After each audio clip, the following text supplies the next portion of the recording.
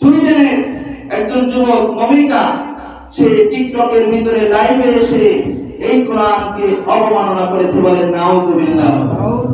কালকে এই ঘটনাটা ঘটেছে, ন্যাক্কারজনক ঘটনা। এরপরে এই ঘটনার পরবর্তীতে একটি সুখবর আছে। কি সুখবর?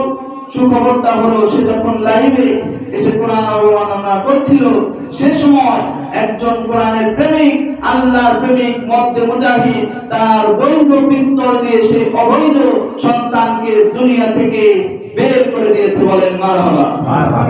একদম লাইভ চলা অবস্থায় তাকে তার বৈধ পিস্তল দিয়ে গুলি করে হত্যা করেছে একজন মধ্যে মুজাহিদ, একজন ইমানদার। সে বারবার করে সে যে গতকালকে শুধু কোরআন পড়িয়েছে তা কিন্তু নয়, 23 সালে আমরা দেখেছি যে পুলিশ তাকে পাহারা দিয়ে রেখেছে চারদিকে। সুইডেনে পুলিশ তাকে চারদিকে পাহারা দিয়ে রেখেছে, সে মাঝখানে দাঁড়িয়ে কোরআন পড়িয়েছে। এরকম ঘটনা আমরা দেখেছি।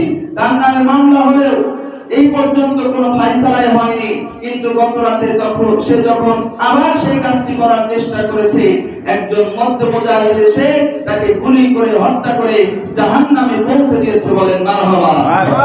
আল্লাহর কোরআনের সৈনিক কখনো কোরআন অবমাননা মেনে নিতে পারে না।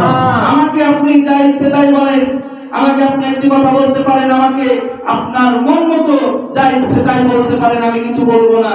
কিন্তু আপনি যখন আমাকে আমার রাসূলকে নিয়ে কথা বলবেন, আমার ইসলাম নিয়ে কথা বলবেন, আমার কোরআন নিয়ে কথা বলবেন, তখন আমি এক বিন্দু পরিমাণও ছাড় দেব না। কথা বলেন ঠিক কিনা?